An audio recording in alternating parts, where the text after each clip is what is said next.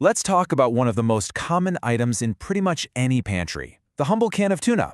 We all know it's cheap, it's packed with protein, but let's be honest, it's rarely exciting. Well, today we're going to change that. We're going to explore a few really simple ways to turn this basic staple into something genuinely delicious. Think burgers, fried rice, and even a pasta dish that looks kind of fancy. Okay, let's just get this out of the way right up front. The source material for this explainer puts it, well, perfectly. For a lot of us, the first thing that comes to mind with canned tuna isn't exactly gourmet, right? And that's the exact perception we are here to completely transform. So here's the core dilemma, right? On one hand, you've got that uninspiring taste and texture. But on the other hand, you have an absolute powerhouse of nutrition and value. I mean, for about $1.60, you're getting a whopping 40 grams of protein in just 220 calories. The potential is massive if we can just solve that cat food problem. All right, our first upgrade is a total classic comfort food, the tuna burger. This is the perfect place to start because, let's be real, if you put something in a bun with some good sauce, it's probably going to be pretty great. Now, the secret to a tuna patty that doesn't just fall apart on you is all about the binders. Canned tuna is naturally easy to mash up, which is a great start. The real key here, though, is adding a small can of beans without draining it. Seriously, that starchy liquid from the beans, plus an egg and some breadcrumbs, creates the perfect glue to hold it all together. And the process itself could not be simpler. You literally just mash the main ingredients together in a bowl, add your binders, and form the patties. After a quick 2-minute sear on each side, it's ready to go. Just assemble it with some sauce, spicy jalapenos, and some fresh arugula, a rocket for that nice peppery bite. And here is a fantastic, if slightly terrifying, piece of advice from the source on how to get the consistency just right. You want this mixture to be thick. How thick? So thick that, yeah, chugging it would be a very, very bad idea. It's a bit of humor, for sure, but it's also a brilliant and memorable tip for getting that perfect patty texture. Next up, we have a dish that is perfect for when you need a fast, filling, and nutritious meal that can feed a whole bunch of people or, just one very hungry person. Spicy tuna fried rice. The foundation of any great fried rice is the aromatics. The source calls these the flavor boys, which I love. We're talking about scallions, a hot pepper for some heat, and of course, garlic. You get these going first to build that base layer of flavor before the tuna even thinks about hitting the pan. Okay, now this tip is absolutely crucial. For the best fried rice, you cannot use freshly made warm rice. It's just too moist and everything will turn to mush.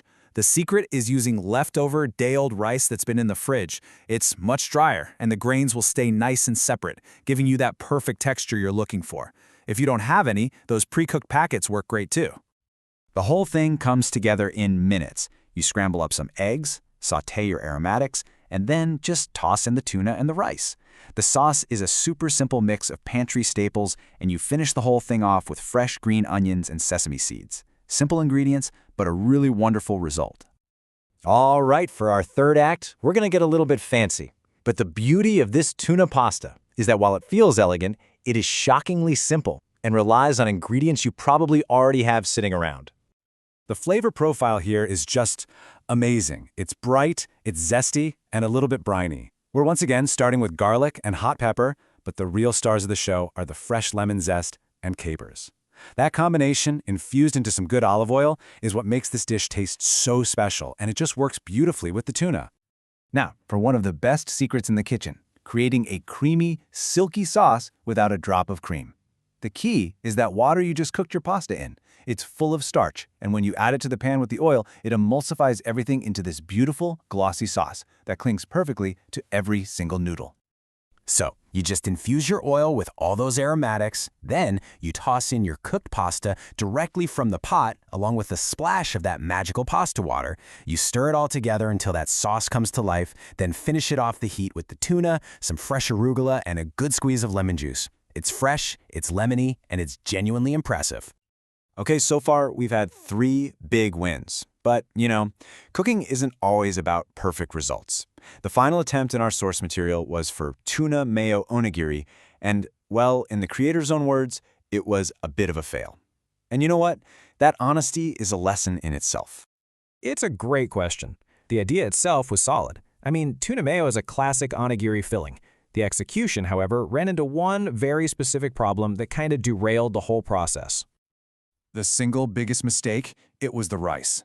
Onigiri needs that proper, sticky sushi rice to hold its shape, but this attempt was made with the same pre-cooked, non-sticky rice from the fried rice recipe. So the expectation of perfect, handheld triangles met the reality of a constant struggle with a snack that just kept falling apart. But here's the important part. Even though they were a structural disaster, the flavor was still good. It's a fantastic reminder that even when things don't go exactly to plan in the kitchen, it's rarely a total loss. It's just a messy, but still tasty lesson learned.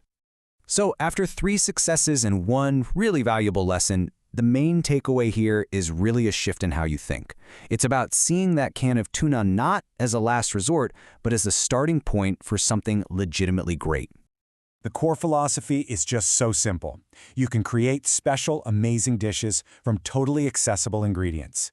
It is okay to fail because honestly, that's how you learn. Your pantry is full of untapped potential, and all it takes is giving those humble ingredients just a little bit of love and creativity. We've seen what's possible with a simple can of tuna, so now it's your turn. Go take a look in your own pantry. What's that one humble ingredient that you're going to elevate next?